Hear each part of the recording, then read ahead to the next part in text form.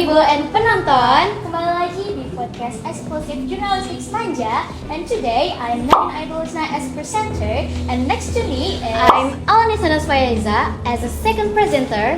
Dan pada kali ini, kita akan mengajak kalian untuk mengenal dan membahas lebih dalam lagi mengenai MP melalui guest star kita pada kali ini. Oke teman-teman, langsung saja nih kita sambut guest star kita pada kali ini. Nah, oke, sebelumnya Teteh boleh perkenalin diri dulu nggak, Teh? Halo semuanya, sebelumnya perkenalkan nama saya Zureda Mawan. Halo semuanya, perkenalkan nama saya Singgi. Nah, oke teman-teman, itu tadi Teteh dari MP ya. Nah, oke, selanjutnya kita mau nanya-nanya nih Teh seputar sejarah MP. Nah, pertanyaan yang pertama akan ditanyakan oleh presenter yang kedua.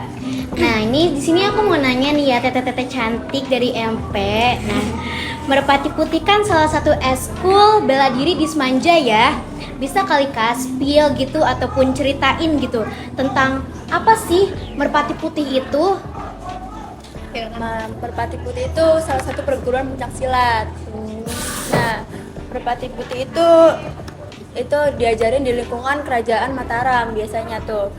Terus kemudian diajarkan terbuka di kalangan militer dan umum. Nah, pertama kali Merpati Putih itu pada tanggal 2 April 1963. Ya, April. Oh, berarti awalnya itu dari kerajaan Mataram gitu ya? Betul. Oke. Berarti ini tuh Merpati Putih tuh bela diri yang sangat berkaitan dengan sejarah Indonesia ya. Betul sekali, betul. Oke, jadi selanjutnya nih Teh, kalau seni bela diri Merpati Putih nih punya perbedaan yang menonjol gak sih dari seni bela diri lainnya gitu? Boleh dong di-spill. Tentunya ada sih ya. Perbedaannya itu dengan seni bela diri yang lain, terutama dengan pencak silat yang lainnya, itu MP mempunyai hal-hal kayak teknik yang biasa menjadi stigma di masyarakat tentang pencak silat menjadi sesuatu yang ilmiah seperti adanya ilmu getaran. Terus ya kalau boleh aku kasih tahu, ilmu getaran itu biasanya dilakukan sama yang udah berlatih. Yang nggak sembarang ya. orang. Iya, nggak sembarang orang bisa lakuinnya. Jadi kayak itu tuh harus latihan dulu berkali-kali. Itu tuh dengan posisinya ya berdiri mencari benda, terus matanya ditutup. Oh, berarti itu adegan yang gak boleh banget ya dilakuin sama pemula-pemula ya? Betul sekali. Kalau misalkan yang lain mau coba silakan. Karena nggak bakalan berhasil. Iya. Karena kita juga nggak bisa. Iya. gitu. Karena kita yang di MP-nya aja yang kita nggak belajar itu kita nggak bisa. Oh, kalau di Kita nggak MP bisa. Semanja ada nggak sih yang udah bisa gitu spill? Oh, ada. Alumni tapi Iya, alumni kemarin. Iya. Iya. Sekarang belum ada. Semoga Tapi ya, Sun. Iya, tapi ada sih beberapa yang bisa ya. Oke. Itu. Nah, pertanyaan selanjutnya, kira-kira Merpati Putih ini tuh punya filosofi tersendiri nggak sih gitu? Kalau iya, coba dong ceritain. Nah, filosofi dari Merpati itu tuh mempunyai kepanjangan. Merpati Putih itu mersudi, patitising, tindak pusakane, titisi hening. Nah, artinya itu mencari sampai mendapatkan tindakan yang benar dalam ketenangan. Nah, kalau boleh tahu itu dari bahasa apa ya, Kak? Bahasa Dari tradisional ya? Iya, betul. Jawa ya. Iya. Oke. Terus nih banyak banget nih teman-teman yang curious tentang asal-usul MP ini jadi eskul di Semanja. Gimana sih Kak awal mulanya? Jadi awalnya itu terakhir eskul MP di Semanja itu karena populasi SMP sekolah di sini tuh di sekitar Anjatan itu kadang tuh apa sih ya, kadang tuh kayak ada yang bilang kayak ayo dong buka MP di Semanja. Berarti banyak gitu. yang minat ya? Betul, kayak maaf ya, ini mah nggak buka, nggak mau iya, nggak mau apa-apa sebut merek, ini mah nggak mau sebut merek. Kayak SMP di sekitar sini itu kita juga buka eskul di SMP sekitar sini. Oh, jadi gitu. kayak lulusannya dari SMP itu kita harapkan melanjutkan. Iya, bisa melanjutkan di Semanja kayak Jadi gitu. gak hanya untuk siswa-siswa Semanja ya. Betul. Iya, Di luar itu bagus Semanja banget juga ya. bisa. Bagus banget teman-teman. Nah, tadi kan teteh-teteh nih nyebutin apa tuh namanya tuh pencaksilat gitu ya. Nah, perbedaan pencaksilat sama merpati putih tuh apa sih gitu kan? Di sini kita kan secara orang awam gitu ya mau tahu nih Belum tahu perbedaannya. apa-apa ya. Soalnya orang awam ini tuh bilangnya tuh misalnya merpati putih ya sebagai silat Indonesia doang gitu. Sebenarnya merpati putih juga bukan di Indonesia doang, di luar negeri juga ada gitu. Nah, perbedaan yang sangat menonjol itu kalau di merpati itu lebih menonjolkan pengolahan napas. Oh, gitu. Jadi sebelum melakukan kayak kegiatan pematahan, di MP juga ada pematahan. Nah, pematahan di MP itu lebih menonjol itu kayak dragon, Iya, terus dragon, batako kayak gitu. Jadi sebelum melakukan pematahan itu kita juga harus melakukan pengolahan. Jadi kita nggak asal matah-matahin aja. Iya, betul. Kita juga bukan sekuat superhero. Kita nggak sekuat itu. Kalau dragon tadi itu apa sih Kak? Boleh gak sih dijelasin? Dragon Naga itu- kah? Wah, Naga kah? Bukan. Kayak semacam besi Iya. gitu. Tapi itu lebih Ciri khas kayak MP ciri gitu. khas MP. Lebih ini juga nggak sih kayak lebih kandel gitu. ya Lebih tebal tebel, dari lebih tebal. tebel intinya. Dragon juga ada dua, ada yang menurut kita masih tipis ya. Iya. Ada yang tipisnya, ada yang lebih tebelnya lagi. Jadi dragon ini tuh bukan kayak teknik naga-naga gitu Bukan. ya? Benda. Iya, itu Iya. sebuah benda. Oke. Oke nih Kak, jadi biasanya kan di kayak pencaksilat gitu ada tingkatannya kan? Nah Betul. kira-kira di MP nih ya, ada nggak sih tingkatan-tingkatannya? Ada Apa tuh? ada 12 tingkatan. Oh banyak banget ya?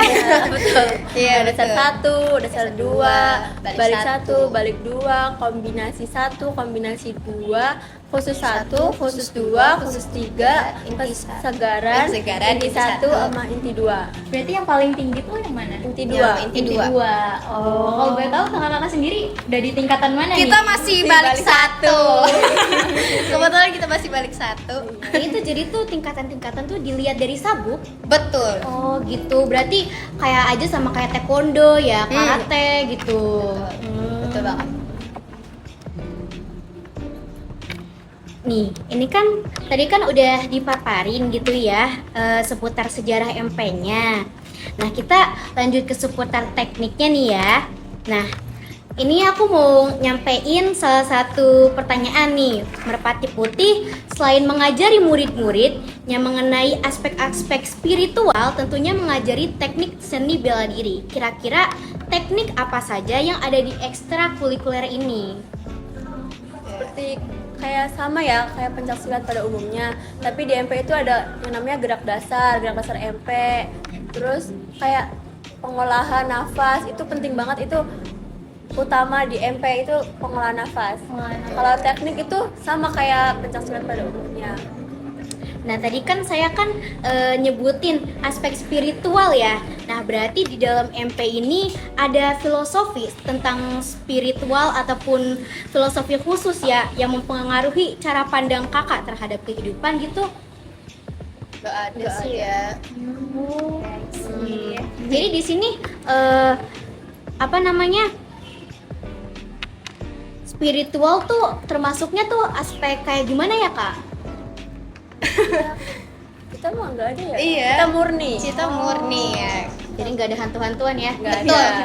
Oke. Murni.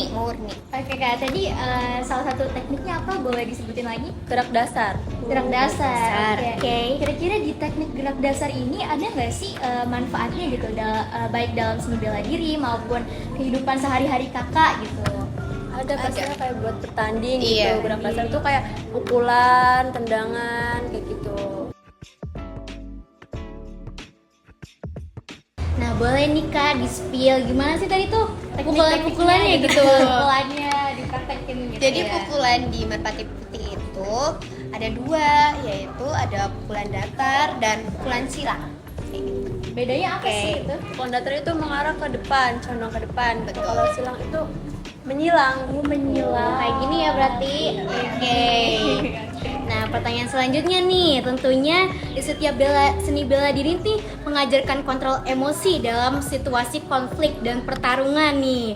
Lalu, gimana sih cara Merpati Putih mengajarkan kalian akan hal itu, mengontrol emosinya tuh? Kita tuh ada yang namanya pengendapan. Pengendapan itu dilakukan sesudah melakukan pengolahan supaya kita tenang gitu. Terus ada penenangan gitu. Sebelumnya kita juga kalau misalkan sebelum lomba kadang Iya. kita juga pengolahan dulu kayak gitu. Habis pengolahan itu Nah, oke nih, Tete kan udah ikut MP nih ya.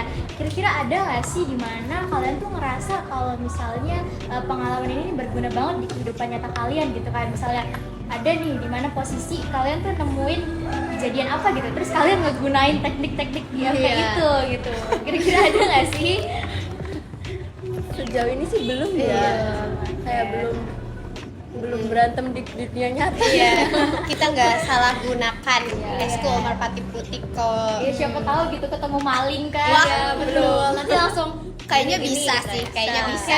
oke. Tentu bisa itu, tentu bisa. Diva behavior guys. Oke, nih selanjutnya nih ya, apakah ada pengalaman pribadi di mana Tete ini ngerasa kemampuan Merpati Putih tuh berguna banget gitu di area pertandingan lomba-lomba gitu. Tentunya sangat berguna sekali. Kayak kita kayak melakukan pengolahan itu fungsinya biar kita tuh nafasnya tidak terengah-engah. Biasanya kayak kita itu tanding, Iya. betul. Biasanya kita tanding itu nafasnya habis sesek nafasnya. Kalau misalkan kita nggak latihan terus menerus tentang pengolahan, itu kita bakalan nik gitu. Jadi pingsan di dalam Iya, belakang. bisa pingsan kok. Soalnya manfaat dari pengolahan itu bisa Menyembuhkan dari menyembuhkan. asma, karena pelatih kita juga ada yang punya punya asma. asma. Oh, keren banget Iya, ya. terus sekarang alhamdulillahnya udah sembuh. Berkat dari pengolahan. Oke, jadi pertanyaan selanjutnya tadi kan yang Tete jabarin kan tekniknya lumayan kompleks ya. Nah, kira-kira dengan teknik yang sangat kompleks itu pernah gak sih kalian tuh mengalami cedera gitu? Pastinya pernah. Pasti pernah sih. Pernah. Iya. Maupun Gimana di tuh? dalam pelatihan atau dalam gelanggang kayak bisa memar. Terus kesleo itu paling sering sih.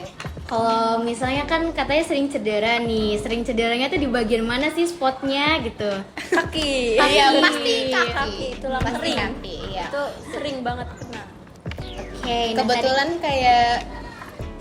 kayak silat juga dibagi jadi 2 kan, ada yang tanding sama yang seni juga. Nah, walaupun seni itu perorangan, nggak berhadapan dengan lawan langsung, itu juga bisa memar, bisa kesleo kayak gitu sama kayak tanding kayak gitu. Oke. Nah, tadi kan udah dibahas nih seputar teknik. Nah, lanjut nih ya seputar kejuaraan. Ya.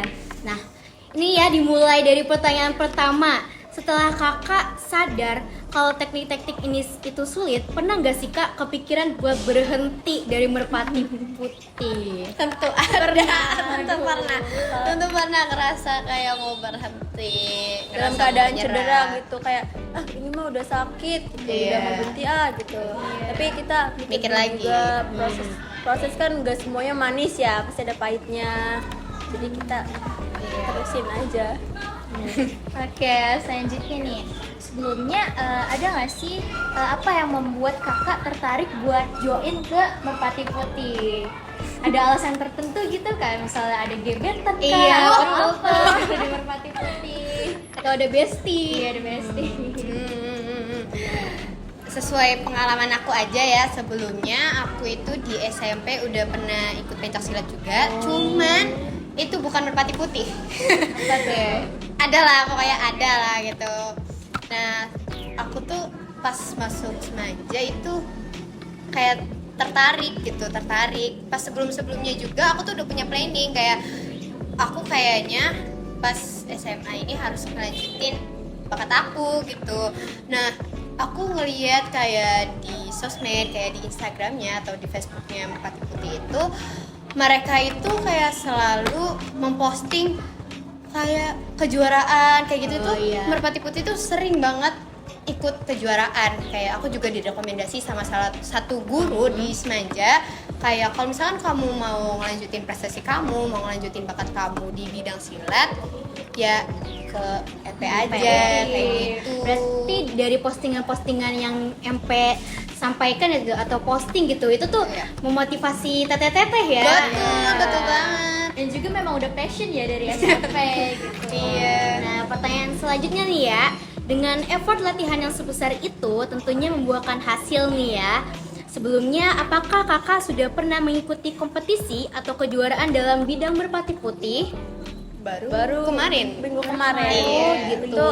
Itu namanya kejurlat, kejuaraan antar kolat. Jadi kolat-kolat yang ada di Indramayu itu jadiin satu perlombaan gitu. Jadi melawan kolat-kolat yang dari luar Anjatan, misal kolat Sindang, kolat Unggulan gitu. Banyak mampir, pokoknya. banyak kok. Kolat ini tuh kayak cabang atau gimana sih Kolat kak? tuh kelompok latihan. Iya. Jadi kayak kolat Anjatan, kelompok latihan Anjatan, di Anjatan. Oke nih, kira-kira dari kompetisi-kompetisi yang udah teteh-teteh ikutin, pernah gak sih kalian tuh ngerasa kayak tertekan gitu dalam kompetisi itu? Pernah. Down ya. Maksudnya pernah kayak event besar-besaran, kadang kita juga pasti ngerasa tertekan. Kayak kita tuh kadang tertekan karena takut kalau misalkan lawan kita tuh lebih hebat. Sudah overthinking. Iya, Negative pasti. thinking. Iya, pasti atlet-atlet di luar sana itu pasti tertekan sih.